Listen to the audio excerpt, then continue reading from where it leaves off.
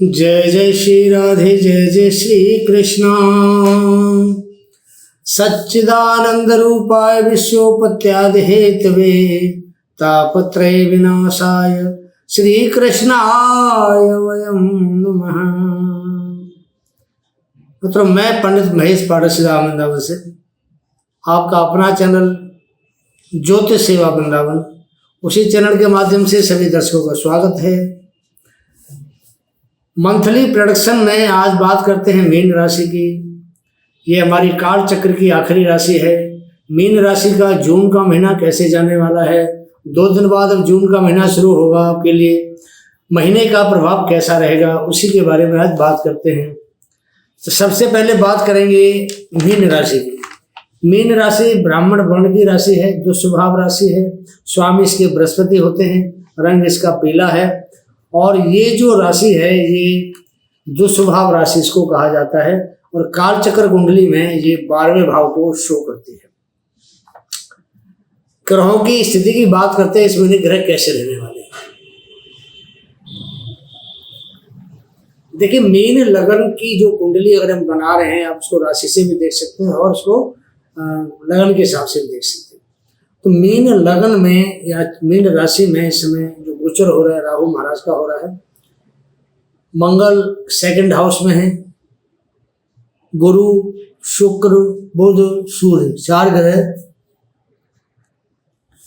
आपके 3rd house में है।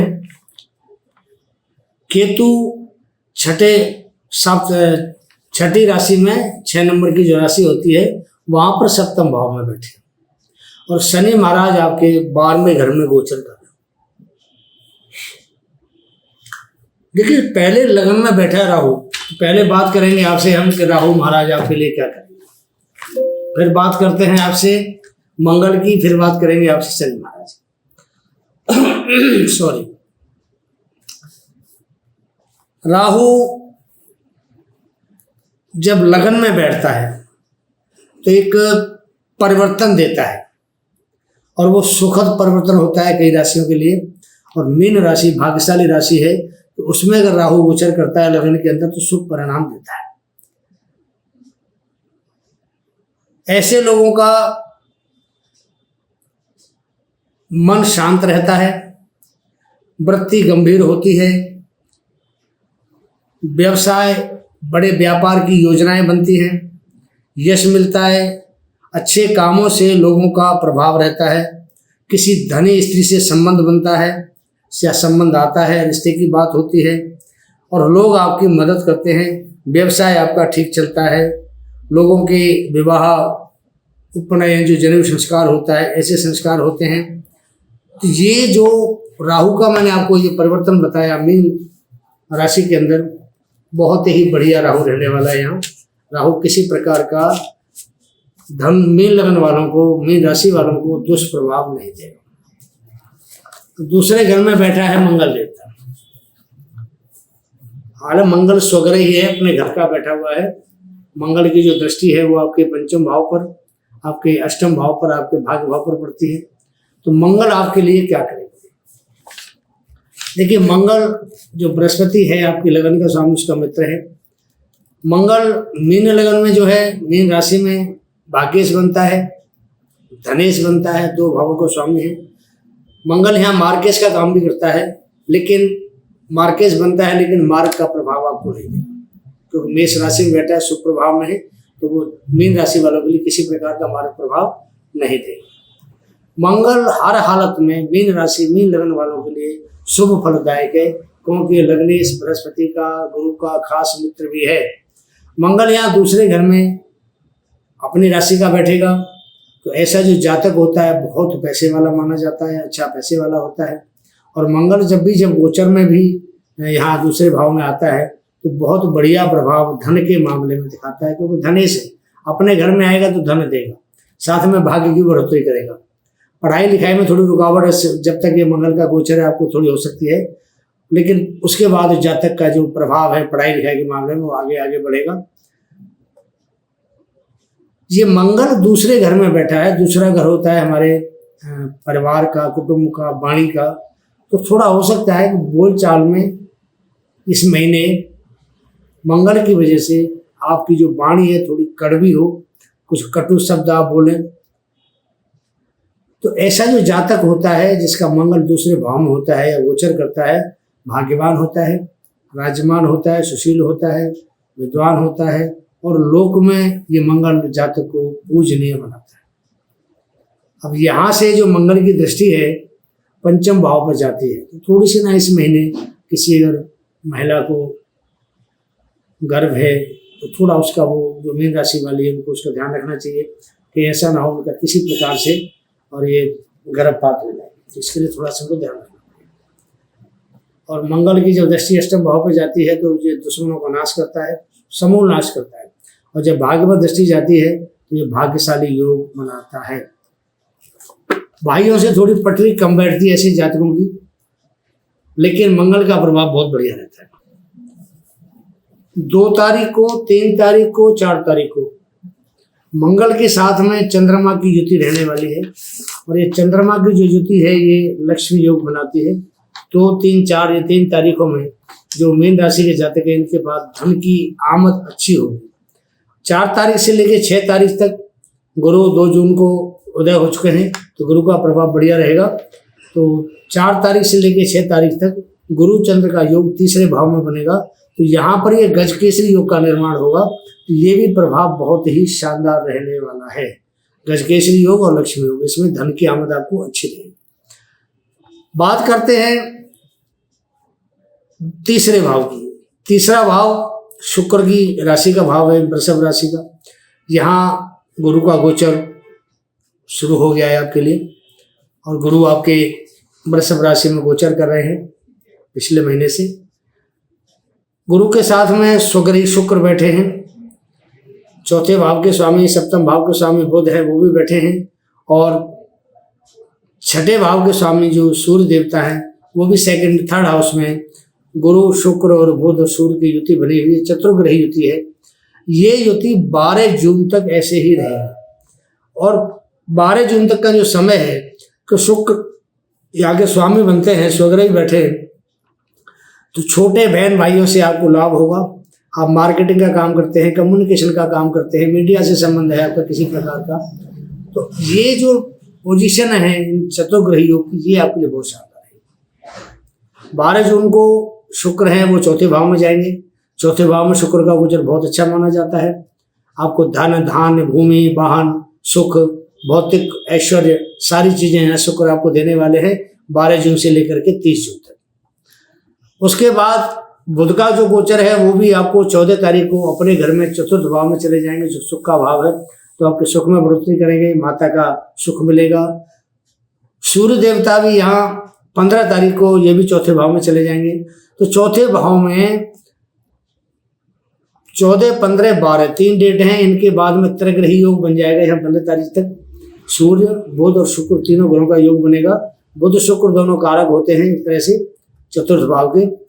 बुध को भी अच्छा माना जाता है और शुक्र यहाँ के कारक होते हैं धन दौलत के, ऐश्वर्य के, अच्छा मकान, अच्छा वाहन। तो ये सारे काम आपके लिए बहुत आसान होंगे। मकान खरीदना चाहते हैं, रेनोवेशन कराना चाहते हैं, या आप कोई जमीन प्रॉपर्टी लेना चाहते हैं, कोई सरकारी काम आपका रुका हुआ है उस काम से आपको कोई प्रॉफिट लेना है, तो ये बुध शुक्र की जो युति बहुत शानदार रहेगी। और साथ में सूर्य का जो सहयोग मिलेगा, तो सूर्य यहाँ शत्रुहंता योग बना के बैठे छठे भाव का स्वामी, तो किसी प्रकार का ऋण, रोग, शत्रु तो परेशानी होगी तो सूर्य आपको सपोर्ट करेगा।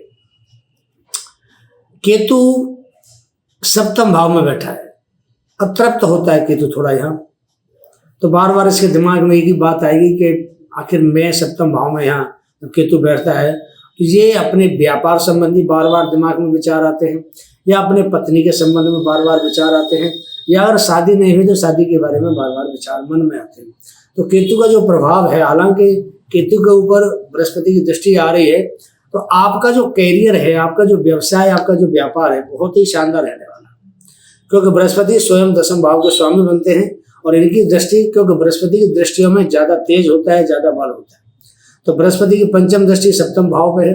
सप्तम भाव से संबंधित पति पत्नी का सुख, व्यापार का सुख, शादी नहीं हो रही है शादी कराएंगे, रिश्ते नहीं हो रहे रिश्ते कराएंगे, और अगर आपका कोई बिजनेस का पार्टनर आपसे पीछे अनफिट चल रहा था तो वो आपके फेवर में काम करेगा।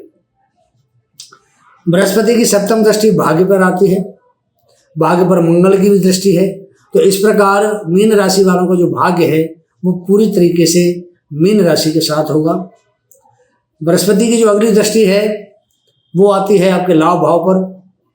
तो लाभ के मामले में जो आपका प्रोफेशन है, जो आप काम करते हैं, आप चाहे टीचर हैं, प्रोफेसर हैं, आप जज हैं, चाहे वकील हैं, चाहे प्रॉपर्टी से अकॉर्डिंग आपका कोई काम है, या जमीन जायदाद का कोई काम है, कमीशन एजेंट का कोई काम है, अकाउंटेंट हैं आप, या आप कोई फूड सप्लाई का काम करते हैं, होटल मैनेजमेंट का काम करते हैं, ईंट भट्टे का काम करते हैं, ये जो सब काम है कि कुछ शुक्र के काम, बृहस्पति के काम, बुध के काम, मंगल के काम, जितने भी मीन राशि वालों के काम हैं 3-4 ग्रहों के, अगर इनमें से कोई भी काम आप करते हैं तो वो काम से आपको बहुत लाभ होगा। तो बृहस्पति आपका दशम भाव का स्वामी बन के तीसरे घर में बैठा है। आपका विल पावर, आपका पुरुषार्थ, आपकी हिम्मत सबको बढ़ाएगा। बहन भाइयों से भी आपको सपोर्ट मिलेगी। बड़े जो बुजुर्ग हैं, आपके पिता हैं, आपके गुरु हैं, उनसे भी आपको सपोर्ट मिलेगी। बड़े भाई हैं, उनसे भी आपको सपोर्ट मिलेगी। तो कुल मिलाकर के ये जो गुरु का जो गोचर है बहुत ही शानदार है। हालांकि शत्रु राशि में बैठे हैं, लेकिन फिर भी जहाँ बैठे हैं हो सकता है वहाँ थोड़ा आपको कमी करें, लेकिन जहाँ दृष्टि डाल रहे हैं वह पूर्ण रूप से आपको लाभ दें। यही मंगल की दृष्टियों में है कि जहाँ मंगल दृष्टि डालेंगे वहाँ पूर्ण रूप से लाभ होता है। बात करते हैं शनि महाराज की। शनि महाराज स्वग्रह ही बैठे हैं। और देखिए, हमने आपको कई बार पहले भी बताया कि जो कोई ग्रह स्वग्रह ही बैठता है वो नुकसान नहीं करता है। अब 12वें घर का स्वामी 12वें घर में बैठेगा, ठीक है, आपके खर्चे बढ़ेंगे, लेकिन खर्चों पर कंट्रोल भी होगा। खर्चे होंगे वो जायज़ होंगे, नाजायज खर्चे नहीं होंगे आपके। दूसरी बात यह है कि जब व्यय भाव का स्वामी व्यय भाव में बैठता है तो आपके लिए एक बहुत बड़ी अपॉर्चुनिटी होती है कि आपको हर प्रकार के खतरे से आगाह कराए, क्योंकि ये शनि यहाँ बैठ करके आपके लिए विपरीत राजयोग बना रहा है। विपरीत राजयोग बहुत बढ़िया चीज़ मानी जाती है, इसके मुकाबले कोई राजयोग नहीं है। तो जो बृहस्पति यहाँ आपके बैठा है, ये आपको जो विपरीत राजयोग बना रहा है, इससे आपको धन धान्य में वृद्धि होगी, क्योंकि ये कर्म का स्वामी है और ये लाभ भाव का स्वामी है। कर्म से आपको लाभ भी देगा। सबसे बड़ी बात क्या है, मीन राशि पर शनि की ढैया का प्रभाव है, 7.5 वाली ढैया। फर्स्ट चरण है, पहले चरण की 7.5 है, लेकिन ये नुकसानदायक नहीं है, क्योंकि एक तो शनि वैसे ही बहुत धीमी गति का है, दूसरी जो गुरु की राशि है उनमें शनि का प्रभाव थोड़ा ठीक रहता है। तो मीन राशि वालों के लिए शनि 7.5 से डरने की कोई जरूरत नहीं है। लेकिन एक बात मैं आपको बता दूं, अगर जन्म कुंडली में आपके शनि की स्थिति अच्छी नहीं है, शनि की महादशा चल रही है, राहु की महादशा चल रही है, तो आपको थोड़ी परेशानियों का सामना करना पड़ेगा।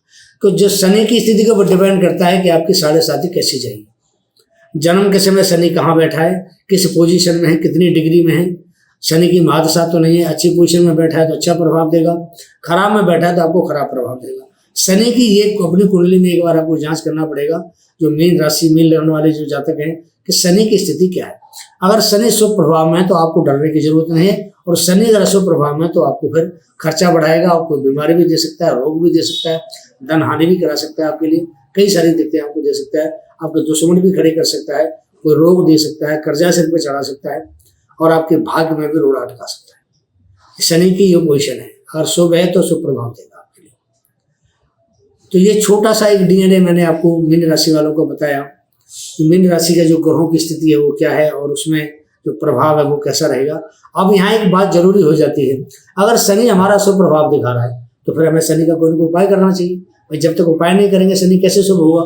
शनि का सबसे बढ़िया उपाय है कि आप शनिवार के दिन, अगर कोई आपके घर के आसपास में अगर कोई शनि मंदिर है, आप वहाँ जाइए और वहाँ पीपल पे दूध चढ़ाइए और शनि पे तेल चढ़ाइए, और पीपल पे एक देसी घी का दीपक जला के या सरसों के तेल का दीपक जला के, जैसे आपको इच्छा हो। तो पीपल पे दोनों दीपक शुभ होते हैं, देसी घी का भी और सरसों के तेल का भी, जो आपकी इच्छा है कोई भी जला सकते हैं, लेकिन दूध में थोड़ा मिष्टान डाल के वो पीपल पे आपको चढ़ाना।